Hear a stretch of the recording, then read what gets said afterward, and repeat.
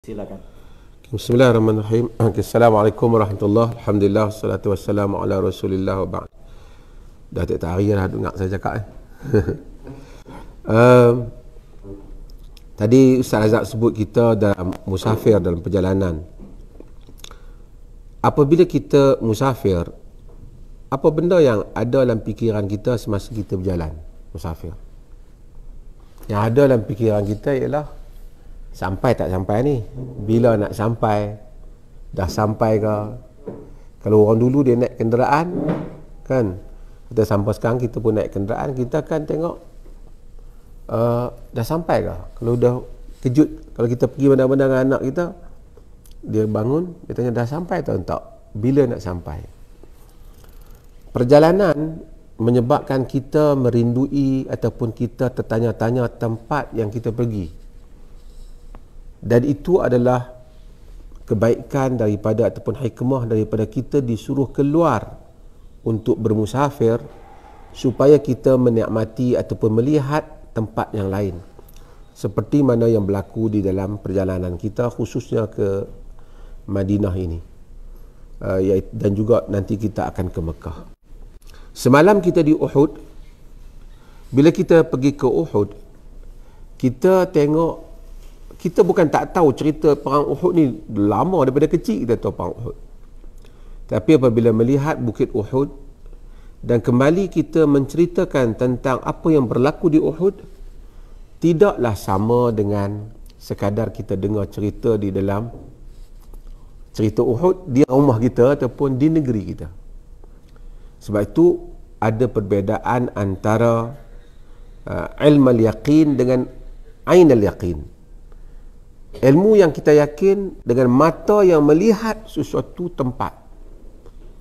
Dan sebab itulah lebihnya para sahabat dengan kurniaan Allah pada mereka hidup pada zaman Nabi, mereka melihat Nabi dan mengalami dan merasai bagaimanakah Nabi SAW. Kita dengar cerita Nabi, kita sayang pada Nabi. Macam mana mereka yang hidup melihat Nabi tu? Semalam kita cerita tentang Uhud. Macam mana melihat insan yang ditabalkan oleh Allah menjadi Rasul dalam keadaan berdarah pipi dia, patah gigi dia, tertikam pipi dia dengan besi, orang baling dengan batu kena dia, dihantam dengan pedang di bau dia. Ini adalah peristiwa-peristiwa yang menyebabkan sahabat lebih menghargai Nabi. Kita baca peristiwa, mereka melihat macam mana Nabi itu kena. Sebab itu apabila seorang datang kepada Nabi SAW dalam hadis yang kita tahu, dia kata, ya Rasulullah, mata sa'ah? Wahai Rasulullah, bila kiamat? Nabi kata, madza a'datta laha? Kau siap apa untuk kiamat? Nabi tak jawab soalan dia. Nabi tanya, kau siap apa untuk kiamat? Dia kata, ma'adatu bikathirin minas salati was-sawmi wala sawmi wala sadaqah walakinni uhibbullaha wa rasulah. Aku taklah bersiap banyak sembahyang ke, puasa ke dan sedekah, tapi aku mencintai Allah dan Rasulnya. Nabi SAW kata, anta ma'aman ahbabta. Engkau bersama dengan orang yang engkau sayang. Innaka ma'aman ahbabta. Sesungguhnya engkau bersama dengan orang yang engkau sayang. Kata Anas riwayat yang tengok peristiwa ni. Kata Anas, ma farihna ba'dal Islam farahana biqaulin Nabi anta innaka ma'aman ahbabta. Kami tidak pernah gembira selepas daripada masuk Islam, lebih gembira daripada perkataan Nabi, engkau itu bersama dengan orang yang engkau sayang. Kata Anas, Anas kata, fa'ana uhibbu Rasulullah wa Aba Bakrin wa Umar wa arju an akuna ma'ahum lihubbi iyahum wa in kuntu la a'malu bi'amalihim. Maka aku, kata Anas, aku sayangkan Rasulullah. Aku sayangkan Abu Bakar. Aku sayangkan Omar. Aku harap aku dapat bersama dengan mereka. Maksudnya di akhirat kelak. Disebabkan aku sayang mereka, walaupun aku tak beramal macam amalan mereka. Tengok, Anas kata kan, Allah kata, ma farihna ba'dal Islam, farahna biqaulin Nabi, anta innaka ma'aman ahbabta.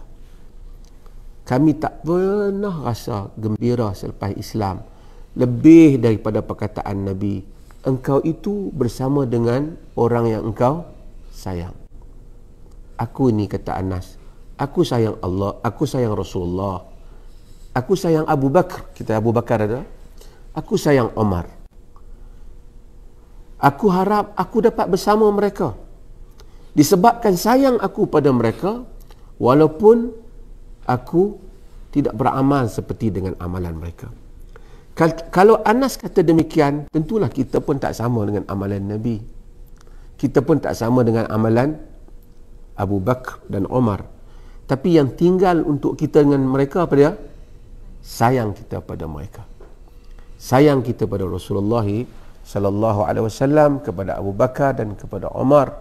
Dan Nabi kata, innaka ma'aman ahbabta, sesungguhnya engkau bersama dengan orang yang kau sayang. Maksudnya, mudah-mudahan kita masuk syurga, walaupun mungkin tentu dah syurga kita tak sama dengan syurga Nabi, tapi mudah-mudahan kita akan berjumpa dengan Nabi sallallahu alaihi wasallam, berjumpa dengan orang yang kita sayang, yang kita melihat, kita datang ke tempatnya, melihatnya, membaca peristiwanya, kejadian-kejadian berlaku dan pengorbanan yang dia lakukan. Nabi itu bukan seorang penceramah macam kita, mari ceramah, mari orang ajak main umrah, lepas tu suruh ceramah, orang betul ceramah. Nabi bukan macam tu. Lepas tu orang jamu pula, bagi makan nasi unta. Bukan macam tu. Ia satu perjuangan, melalui pengorbanan, penyiksaan, disiksa perasaannya, disiksa kehidupannya, untuk menjadikan dia sebagai seorang Nabi, yang mana Allah menyatakan itu makna ujian. Asyad dan nas bala, manusia yang lebih dahsyat, paling dahsyat ujian Allah ialah al-anbiya, para nabi. Sebab tu kita mungkin bila kita baca, apabila Nabi itu diberi gambaran yang salah oleh kita, Nabi tu seolah-olah Nabi ni jenis pakai baju ramai-ramai, lepas ikut ceramah makan nasi, lepas tu pakai jubah jalan. Itu gambaran yang salah tentang Nabi. Dia insan, pejuang, berkorban, kan, mengalami kesakitan, penderitaan. Bukan soal cedera saja, menguruskan manusia itu satu penderitaan. Dah urus orang, dah bawa pergi sana nak perang, lepas tu keluar 300 orang, kata apalah perang macam ni. Kita kalau bawa jemaah 30 orang, 3 orang tak jadi pergi, lepas tu kutuk kita pula. Perasaan kita, Haji Ismail pun pening, kan.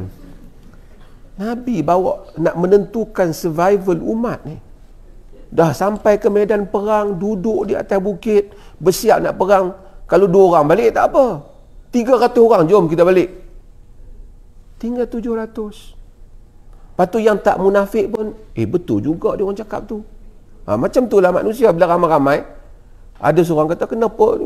Orang kata berjuang tahan kat Madinah, ni yang sibuk nak mari muka Uhud ni apa? Lepas tu kalah pula. Hati ketuk tu orang cakap. Ini bukan soal. Sebab tu hidupnya dipenuhi dengan perjuangan. Apabila kita mengetahui itu, kita akan menghargai makna yang dikatakan Muhammad Rasulullah apabila kita datang ke sini.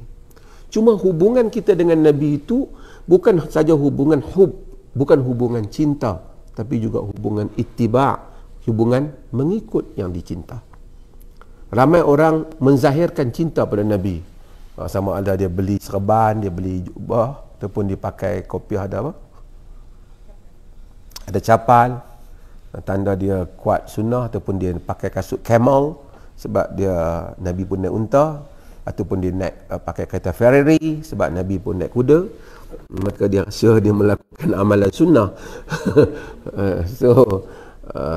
Tetapi dia tidak sebegitu, kan? Ia tidak sebegitu. Ia adalah merupakan satu perjuangan, pengorbanan dan mengikut Nabi SAW. Berjayanya para sahabat bukan, kalau sayang Abu Talib sayang kat Nabi, protect Nabi. Tapi dia apa? Dia tak Islam. Sebab apa? Sehingga ke akhir hayat. Qul ya am la ilaha illallah. Wahai bapa saudaraku, kata la ilaha illallah, aku jadikan ia hujah untukmu di sisi Allah.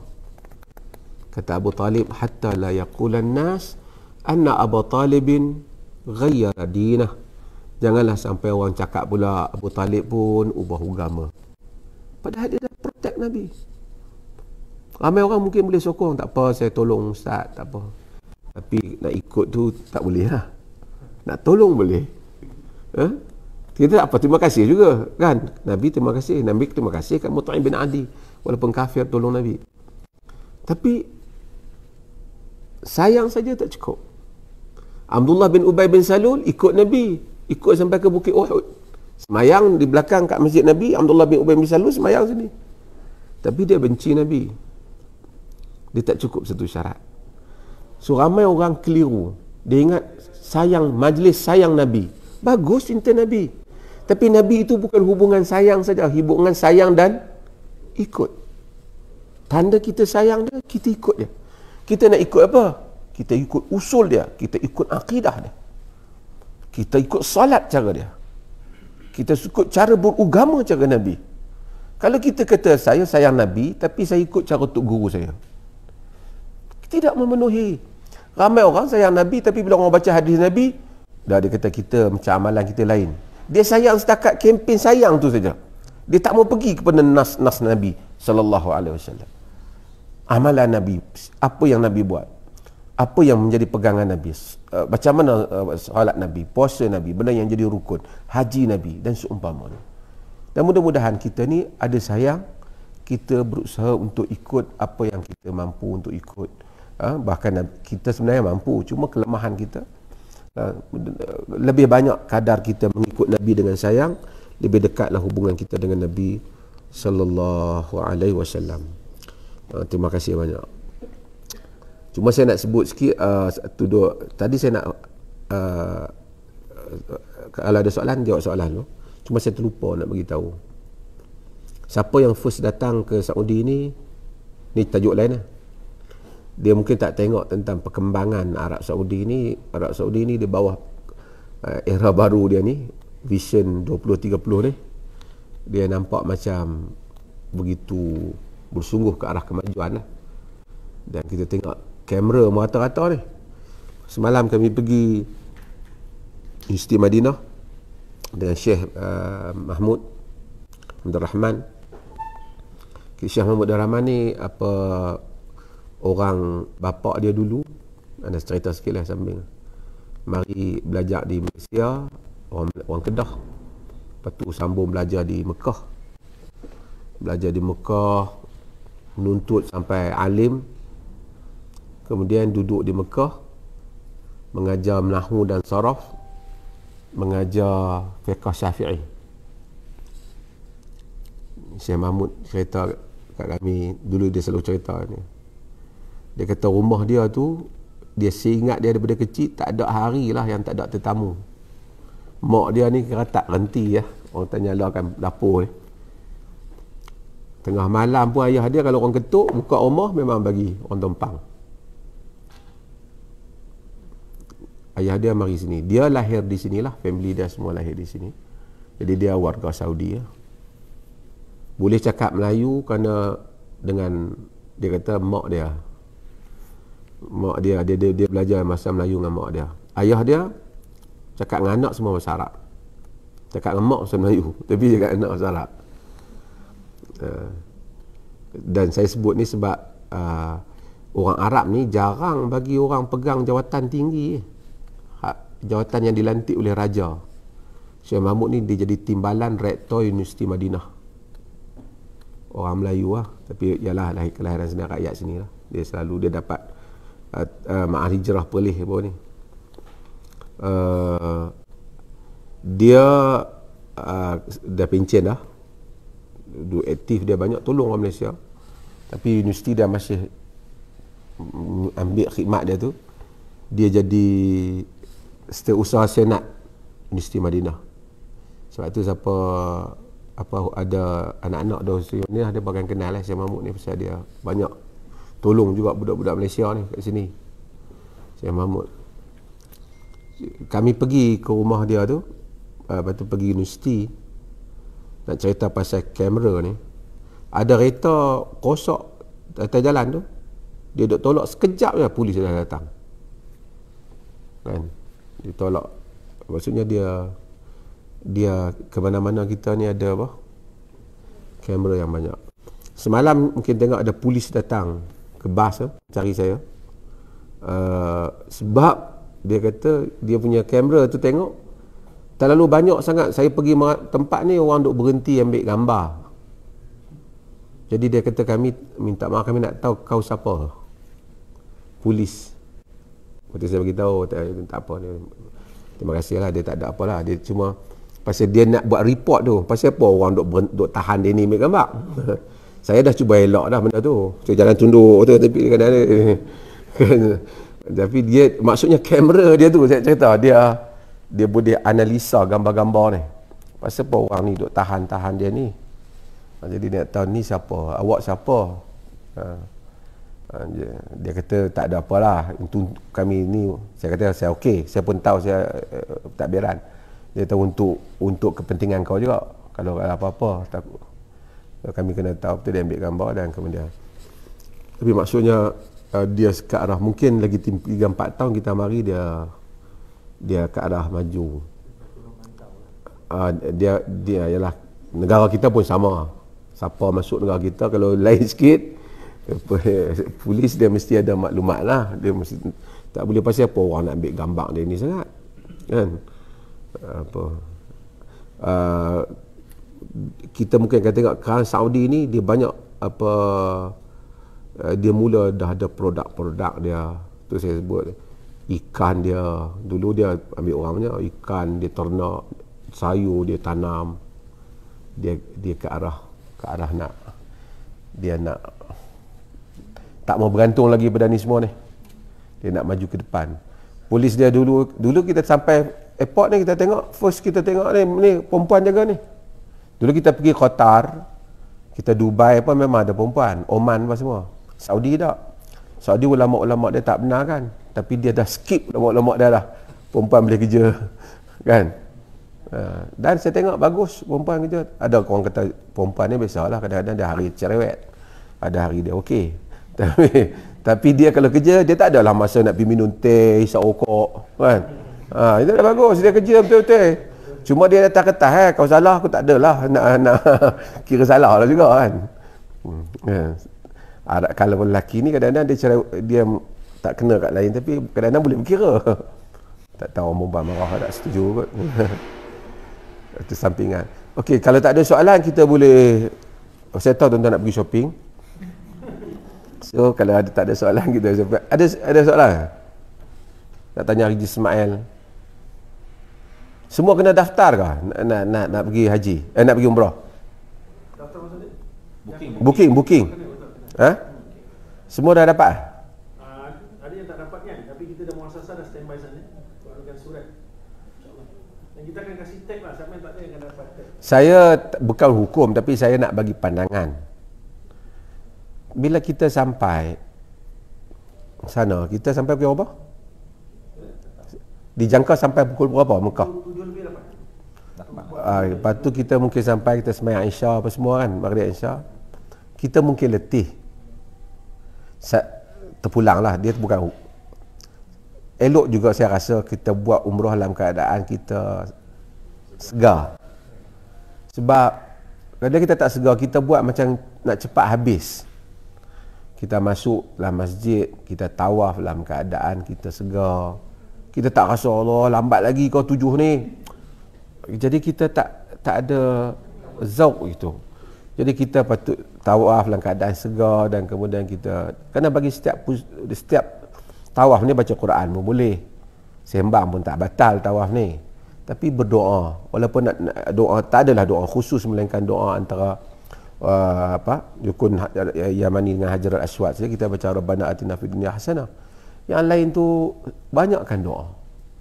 Lepas pada tu kita lepas tawaf kita solat, kalau kita di makam Ibrahim, kalau kita ada ruang di situ, kalau tak ada di mana-mana sajalah. Cuma lepas pada tu kita akan sa'i pun macam tu, naik atas sofa kita tak payah kalut. Nabi naik dan menghadap ke Kaabah, Nabi doa. Di atas Marwah pun dia doa. Banyakkan doa. Tapi kalau kita letih, jalan pun dah tak, sebab tu Nabi dalam solat pun Nabi tak bagi solat dalam keadaan mengantuk. Solat sunat lah, kita bangun mengantuk sangat, kita sampai kita pun tak tahu kita kata apa. So saya mencadangkan, bukan ni, sampai tu kalau siapa yang kuat dia okey, dia pergi buat. Kalau dia ada, dia boleh rehat dulu. Tidur tak batalkan apa kan, tak membatalkan kita punya ihram. Kita tidur ke, hatta kita nak pergi mandi, kita boleh mandi. Kita boleh mandi, boleh pakai kain tu balik pun. Nak pakai kain lain pun, kain ihram lain pun, kita bawa 2 pasang apa kan, kita boleh pakai. Perempuan nak tukar baju lain pun dia boleh tukar. Tidak jadi masalah. Kemudian dia pergi dengan keadaan yang segar untuk dia buat umrah tu. Dia bagi yang keadaan yang segar untuk buat umrah.